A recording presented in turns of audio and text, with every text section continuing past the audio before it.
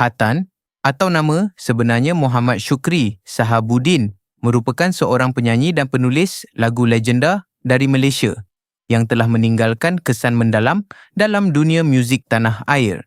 Dikenali dengan gelaran Datuk, beliau menjadi ikon melalui gaya rock ballad yang unik, menggabungkan melodi lembut dengan petikan gitar yang penuh jiwa dan tenaga. Lagu-lagu seperti Mahligai Syahdu dan Rendang Tak Berbuah terus hidup dalam ingatan peminat merentas generasi. Namun, di sebalik kejayaan gemilang itu, tersembunyi kisah hidup yang jarang dikongsi. Dalam video ini, kita akan menyelami sisi lain Datuk Hatan, perjalanan emosi, rahsia yang tersimpan dan detik-detik yang membentuk dirinya hingga hari ini. Pada mulanya, ramai yang menganggap khabar angin tentang kehidupan peribadi Hatan hanyalah spekulasi biasa yang sering mengiringi nama besar dalam industri hiburan. Sebagai seorang artis yang sudah lama berada di pentas seni, Hatan dikenali sebagai individu yang agak tertutup apabila melibatkan soal hati dan hubungan peribadi. Namun, segalanya berubah apabila beliau sendiri memilih untuk bersuara. Dalam satu sesi temu bual yang pada awalnya tertumpu kepada perjalanan muziknya, projek terkini serta peranannya dalam acara muzik dalam talian, suasana tiba-tiba bertukar apabila soalan mengenai kehidupan cintanya diajukan. Wajahnya yang tenang sedikit berubah, seolah-olah sedang mempertimbangkan sesuatu yang besar untuk dikongsi kepada umum. Beliau tersenyum perlahan, kemudian berkata dengan nada yang jelas dan jujur, "Sudah tiba masanya orang tahu." Kata-kata itu mencetuskan keheningan seketika. Dia ialah Nur Adila binti Kamal, umurnya 27 tahun. Pengakuan itu mengejutkan ramai pihak. Perbezaan usia yang ketara serta identiti wanita tersebut yang sebelum ini tidak dikenali umum menjadikan berita ini cepat tersebar di media sosial. Nama Nur Adila binti Kamal mula menjadi perhatian dengan ramai tertanya-tanya siapakah wanita muda yang berjaya ke menambat hati seorang legenda muzik seperti Hatan. Menurut Hatan, perkenalan mereka bukanlah sesuatu yang dirancang atau berlaku dalam suasana glamour. Tiada majlis besar, tiada sorotan kamera. Sebaliknya, ia bermula dalam situasi yang cukup sederhana. Mereka pertama kali bertemu melalui satu projek berkaitan muzik digital. Nur Adila ketika itu terlibat dalam pengurusan kandungan dan pemasaran untuk acara dalam talian, termasuk konsert maya yang semakin popular sejak beberapa tahun kebelakangan ini. Hatan, yang aktif menganjurkan acara sebegini, telah bekerjasama dengan pasukan tersebut tanpa menyangka bahawa pertemuan itu akan membawa perubahan besar dalam hidupnya. Dia sangat profesional, kata Hatan ketika mengimbas kembali pertemuan pertama mereka. Pada masa itu, saya hanya melihatnya sebagai seseorang yang berdedikasi dalam kerja. Namun, perbualan demi perbualan membuka ruang yang lebih luas. Mereka mula berbincang bukan sahaja tentang muzik, tetapi juga tentang kehidupan, cabaran dan impian masing-masing. Nur Adila menunjukkan minat yang mendalam terhadap perjalanan seni Hatan, tetapi pada masa yang sama, dia juga berani berkongsi pandangan sendiri dengan jujur. Itulah yang membuat Hatan tertarik. Dia tidak cuba untuk mengagumkan saya, jelasnya. Dia hanya jadi dirinya sendiri, dan itu sangat jarang. Hubungan mereka berkembang secara perlahan. Dari perbincangan kerja, ia berubah menjadi pertemuan santai, minum kopi, berbincang tentang idea kreatif dan kadangkala hanya berbual panjang tanpa tujuan tertentu. Dalam setiap pertemuan itu, Hatan mula merasakan satu ketenangan yang sudah lama tidak dirasainya. Nur Adila pula, menurut sumber terdekat, bukanlah seseorang yang mengejar populariti. Dia lebih selesa berada di belakang tabir, memberi sokongan dan memastikan setiap projek berjalan lancar. Sifat rendah dirinya itu menjadi salah satu sebab mengapa hubungan mereka pada awalnya tidak diketahui umum. Seiring waktu, keakraban mereka semakin jelas. Orang-orang di sekeliling Hatan mula menyedari perubahan dalam dirinya. Beliau kelihatan lebih bertenaga, lebih ceria dan lebih terbuka dalam berkongsi cerita. Ada yang mengatakan bahawa kehadiran Nur Adilah membawa semangat baru dalam hidupnya.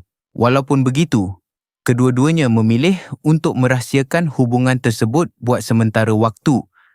Mereka sedar bahawa perhatian media boleh memberi tekanan, terutamanya dengan jurang usia yang besar. Hatan sendiri mengakui bahawa beliau mengambil masa untuk memastikan perasaannya benar-benar kukuh sebelum berkongsi dengan dunia. Saya tidak mahu ini dilihat sebagai sesuatu yang sementara, katanya. Ini serius bagi saya. Dalam tempoh itu, mereka terus membina hubungan secara peribadi, saling memahami, menyokong dan mengenali antara satu sama lain dengan lebih mendalam.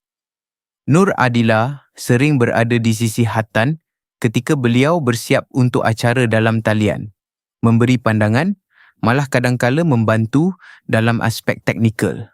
Kehadiran wanita muda itu bukan sahaja memberi warna baru dalam kehidupan peribadinya, tetapi juga mempengaruhi cara Hatan melihat masa depan.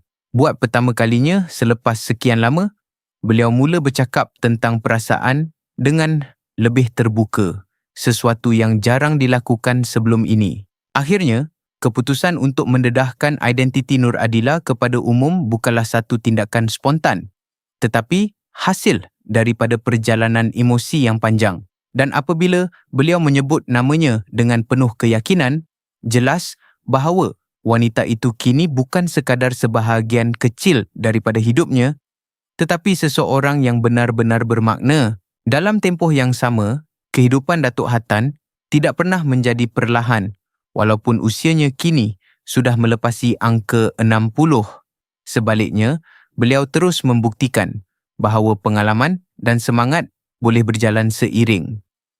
Dalam industri hiburan Malaysia, namanya masih disebut sebagai antara figura yang berpengaruh bukan sahaja kerana sejarah panjangnya, tetapi juga kerana kehadirannya yang masih relevan hingga hari ini.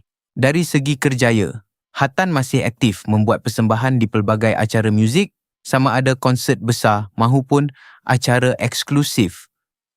Suaranya yang unik dan penuh emosi masih mampu menarik perhatian penonton dari pelbagai generasi. Setiap kali beliau naik ke pentas, ada aura tersendiri yang sukar digantikan oleh artis lain. Selain itu, beliau juga semakin kerap muncul dalam program reality televisyen. Namun kali ini, bukan sebagai peserta, tetapi sebagai juri atau penasihat profesional. Peranannya dalam rancangan sebegini sering mencuri perhatian kerana pendekatannya yang jujur dan terus terang. Kalau tak betul, saya akan cakap tak betul, katanya dalam satu sesi rakaman. Industri ini perlukan kejujuran, bukan sekadar pujian. Komen-komen beliau sering dianggap tegas, tetapi pada masa yang sama penuh dengan pengalaman dan ilmu yang mendalam. Ramai peserta muda mengakui bahawa walaupun kritikan Hatan kadangkala sukar diterima, ia sebenarnya membantu mereka berkembang sebagai artis. Di sebalik kesibukan itu, kehidupan peribadi Hatan juga memainkan peranan penting dalam membentuk dirinya hari ini. Beliau kini lebih banyak meluangkan masa bersama keluarga, terutamanya anak lelakinya Adam Aiman. Hubungan antara mereka dilihat semakin rapat. Lebih-lebih lagi apabila Adam mula menunjukkan minat yang serius dalam bidang muzik dan penciptaan kandungan. Sebagai seorang bapa, Hatan bukan sahaja memberi sokongan, tetapi juga berkongsi pengalaman yang telah dilaluinya sepanjang bertahun-tahun dalam industri. Ada kalanya mereka dilihat berbincang tentang muzik, idea kreatif, malah strategi untuk menghadapi cabaran dunia hiburan moden. Dia ada caranya sendiri, kata Hatan mengenai anaknya. Saya hanya tunjuk jalan, selebihnya dia perlu bina sendiri. Momen seperti ini menunjukkan sisi lain Hatan yang jarang dilihat di hadapan kamera. Seorang ayah yang bangga, tetapi tetap tegas dalam mendidik. Dalam masa yang sama, beliau juga tidak pernah menjauhkan diri daripada isu-isu yang melibatkan industri muzik tempatan.